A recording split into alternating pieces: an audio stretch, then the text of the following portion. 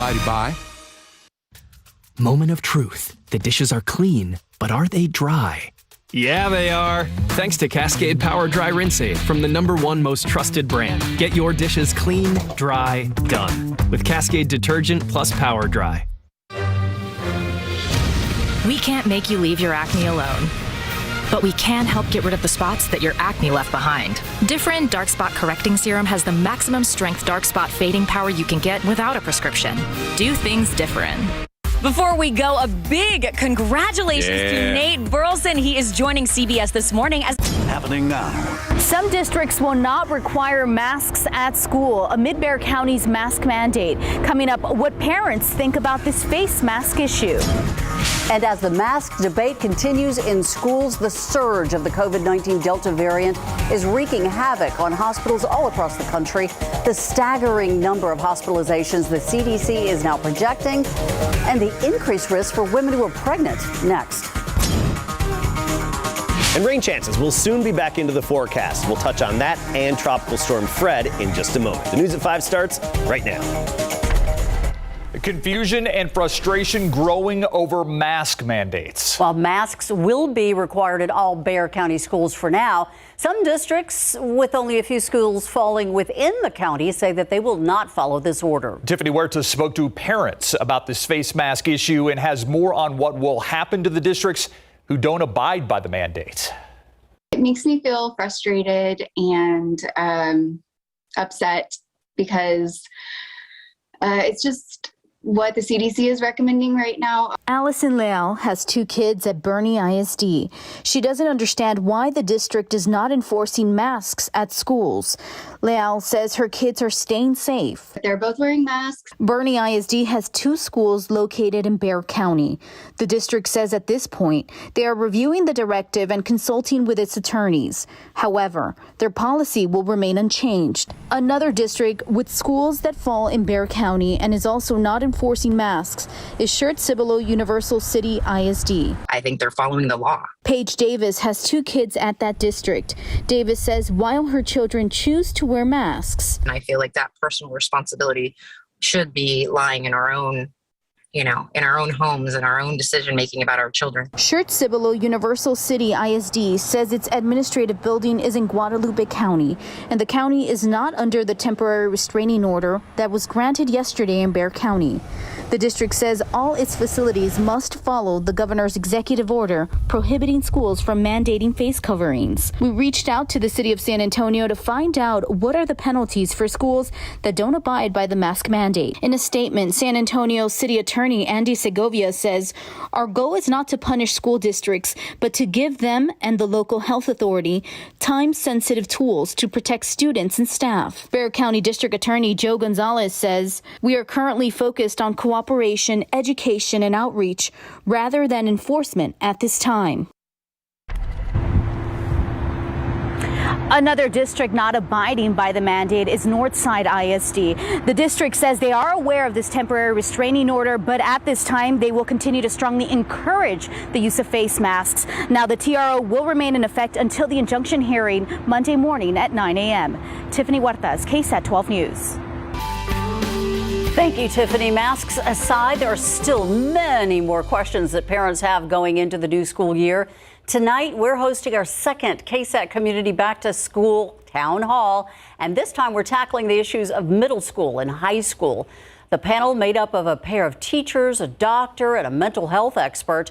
It starts tonight at 7 o'clock. You can watch it live right here at KSAT.com or the KSAT TV app, wherever you stream.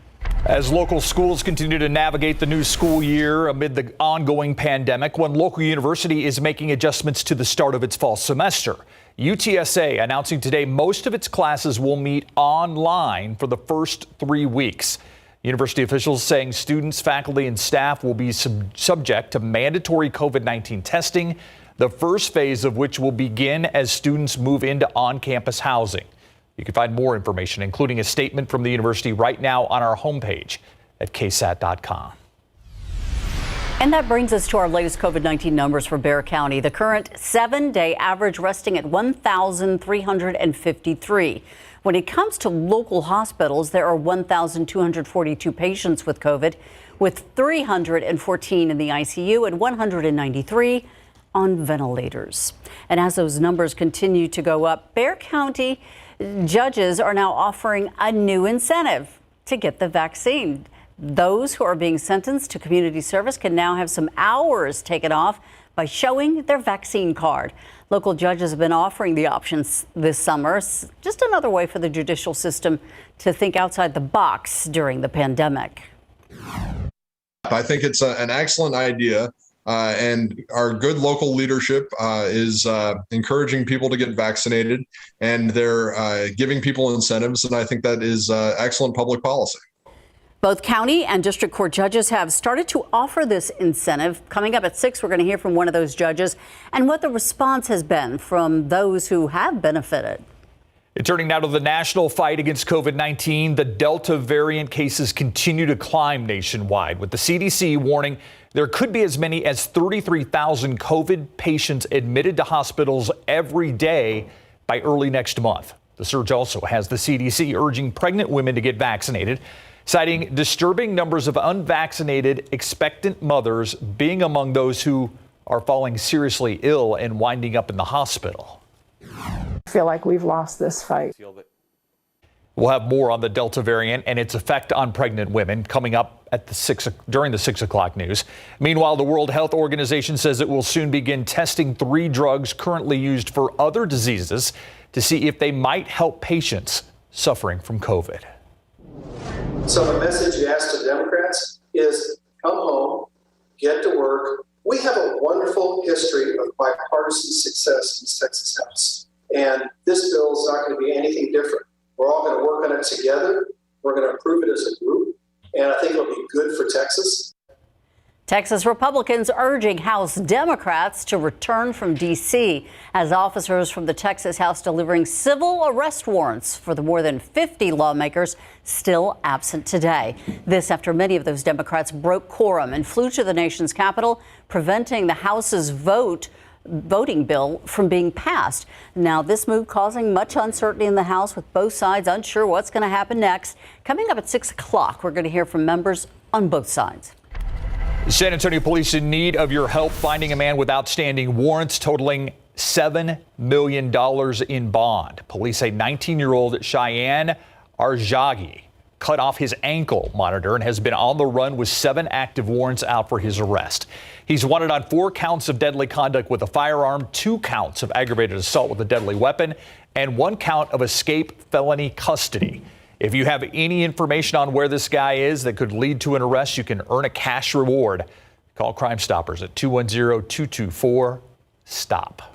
The San Marcos Police Department also asking for assistance with a case. The department needs some help finding the man that is pictured on your screen. He is wanted for breaking into the El Patroncito food truck off of Highway 80 back in August. Police say that the suspect used a crowbar to pry open the back door.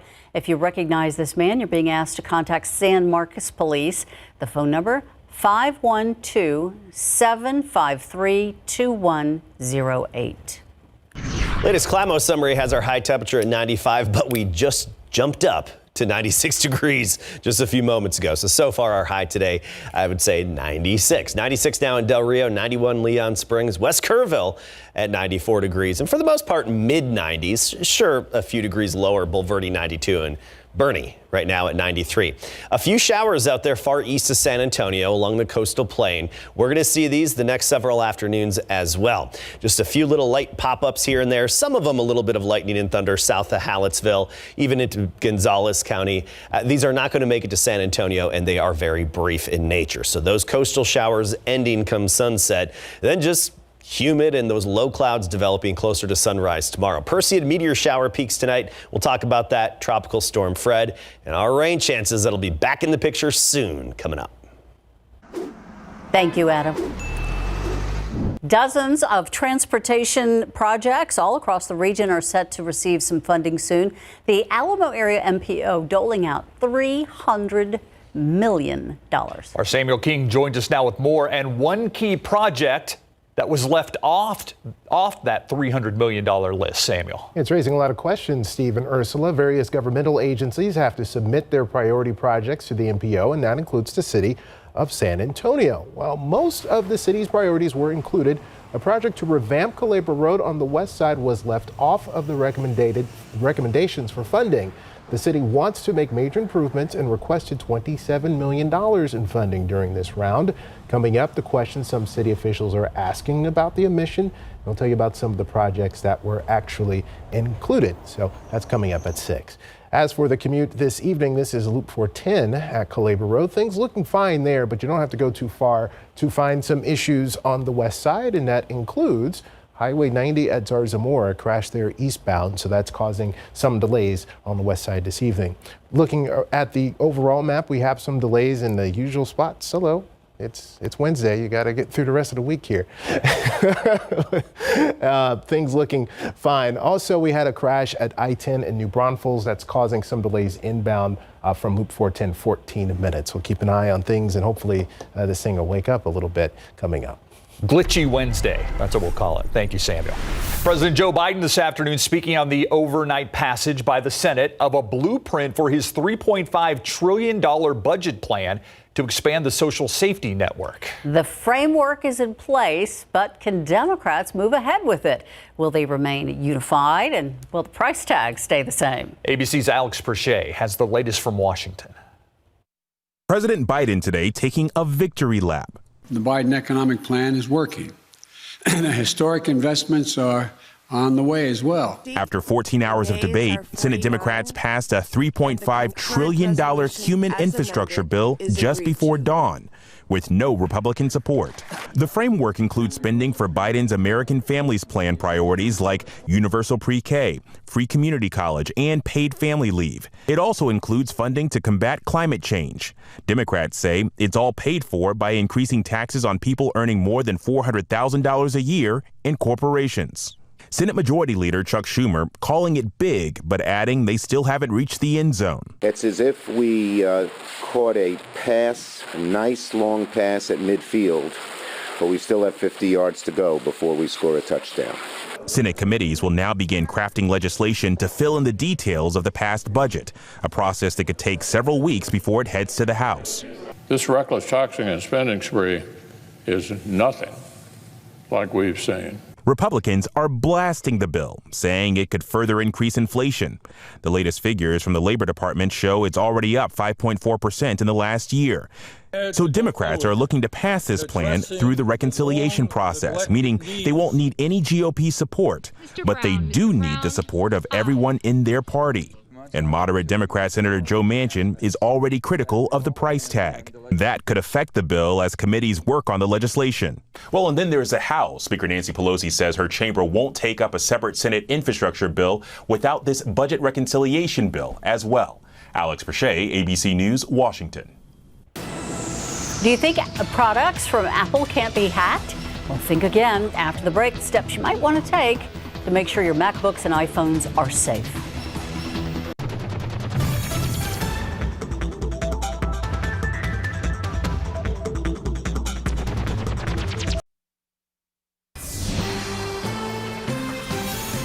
For a long time, Apple's reputation was that they were untouchable when it came to cyber threats and malware because they were just too tough to hack. Not anymore. Recent attacks against Apple products are stirring concern. 12 on your side's Marilyn Moritz on what you can do to keep your Apple devices safe. Mark Doherty is a longtime Apple guy. I've always thought Apple products were safer. That's why I went with them to begin with. But tech experts say that all connected tech carries some level of risk. In fact, during the past year, Apple has rolled out a slew of software updates to fix flaws and even some critical vulnerabilities, including at least one that could have left Apple users susceptible to dangerous malware had the patch not been installed. Don't ignore operating system and app updates. This is where known security flaws are fixed, but it's up to you to install them. To be sure your iPhone or iPad is up to date, go to Settings, General, Software Update.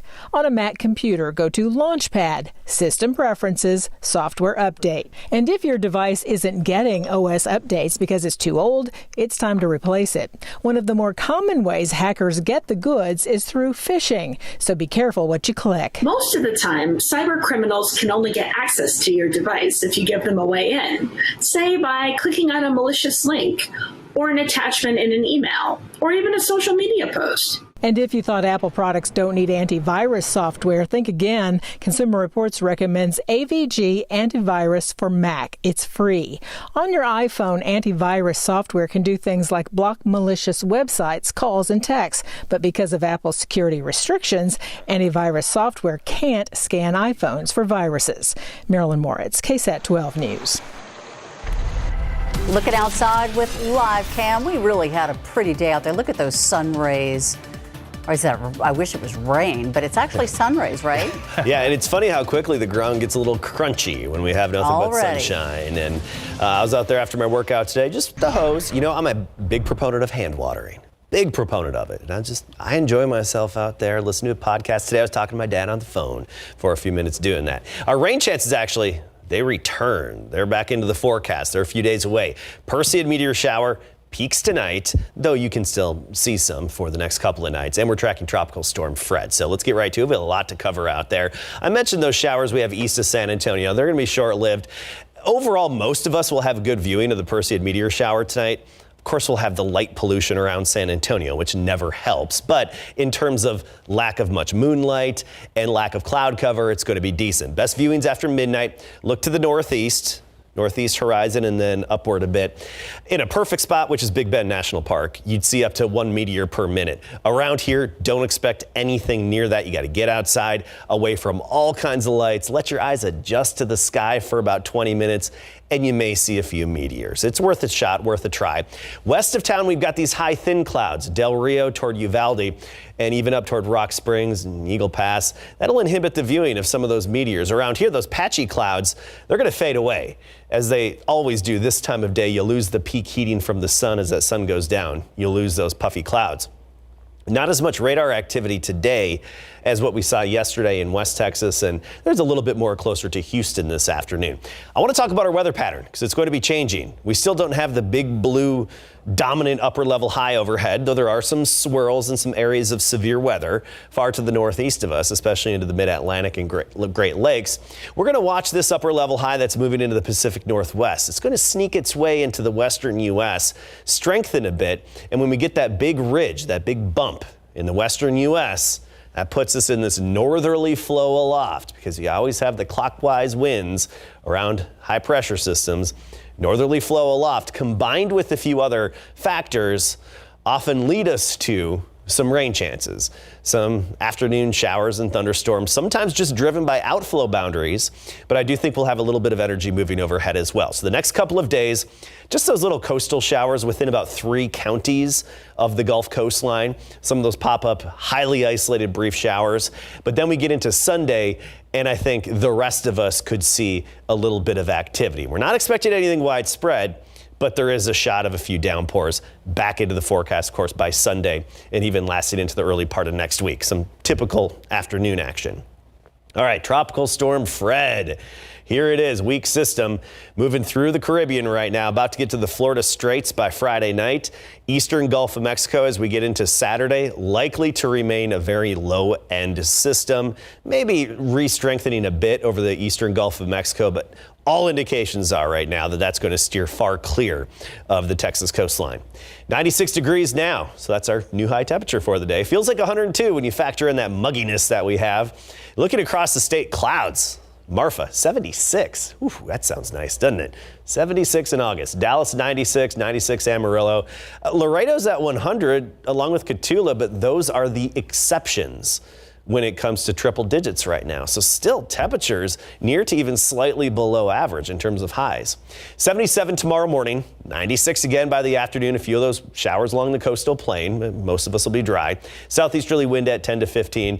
We'll be well into the 90s for most of us tomorrow, but I think largely dodging triple digits even along the Rio Grande. And then we'll shave off a few degrees by Sunday and Monday, but no big temperature drop. All right, Adam, thank you. All right, seems like it's an investigation that's taken a while, Greg. Well, you're talking about Baylor and their football program. The punishment was handed out today. It's not extremely severe by any stretch of the imagination, and it's not for what you think it would be for. When we come back, more about this news coming out of the NCAA, and our big game coverage previews take us to Divine. Baylor University has been placed on 4 years probation, handed recruitment restrictions by the NCAA, but did not take away any scholarships and will allow the football team to compete in college football's postseason. This comes more than 5 years after Baylor fired head coach Art Briles following a report on how the school handles sexual assault allegations made against some football players. But the punishment is not for that. In fact, the NCAA ruled that Briles and the school did nothing to violate NCAA rules by their inaction. The punishment is based on violations committed with impermissible benefits and improper recruiting practices involving a female hostess group. In response, Art Briles' attorney, Scott Tomset, told ESPN his client has been completely exonerated. Our big game coverage previews take us to Divine today, which is home to the War Horses. Head coach Paul Gomez welcomes back 12 starters on offense and defense off a team that went 8-3 overall last year and 4-1 in district. Among the returning starters is quarterback Brady Hackabeal, who ran for over 1,200 yards, passed for an additional 842. It all added up to 21 total touchdowns. The defense will be anchored by defensive end Jared Fernandez, who had 8 sacks last season. The seniors are most of our team last year, so we got to kind of step up, because we don't got that many seniors this year. To beat this district, working hard, pushing ourselves out here. I mean, it's a little bit of a different district, but we got this. There you go. The War Horses kick off their season on Friday, August 27, on the road against Highlands at 7:30. The UTSA Roadrunners return to their brand new practice fields this week as they continue their fall practice, working their way up to their season opener on September the 4th. The goal this year is to be better than last. It saw UTSA win 7 games during the COVID-ravaged season and become bowl eligible for only the second time in school history. After coming in second in Conference USA last season, the goal is to win it all this year. With NFL scouts present at practice, head coach Jeff Traylor believes this NFL is in for future for some of his players. I think we've got a few guys on some radars, to be honest with you. And they're in here to watch a few certain people, but while they're here, they're nosing other guys. And it was no different when I was a high school coach. When the college guys were there recruiting one kid, they found 6 other ones while they were there. Well, it's no different here. It's just a different level, but it's still the same. So when the scouts are here, they notice other players. So other guys are getting evaluated, and that's good for all of us. The Roadrunners season opener will be at Illinois on Saturday, September the 4th at 6:30. And starting tonight at 6 and again tonight on the Night Beat, we begin a new partnership with Texas Sports Productions that will enhance the Big Game Coverage app, the Big Game Coverage website, and our Big Game Coverage on Friday and Thursdays and Saturdays. It will really do wonders on Friday nights. Yeah, we're looking forward to it. Fridays and Saturdays. You got it. Yeah, thanks, Greg. We'll be right back. So tomorrow, another August day in the mid-90s. Lake Hills, Mico area 94, along with Seguin, Converse 95, and Elmendorf about 94, the high temperature. I think most of San Antonio 95, 96. Same story Friday. Once we get into the weekend, we'll shave off a few degrees. I mean, we're talking 94. You won't really notice a big difference Sunday, with the chance of some afternoon pop-up showers Sunday and Monday. Thank you so much, Adam, and thank you for watching the News at 5 with us. World News up next. We'll see you back here at 6.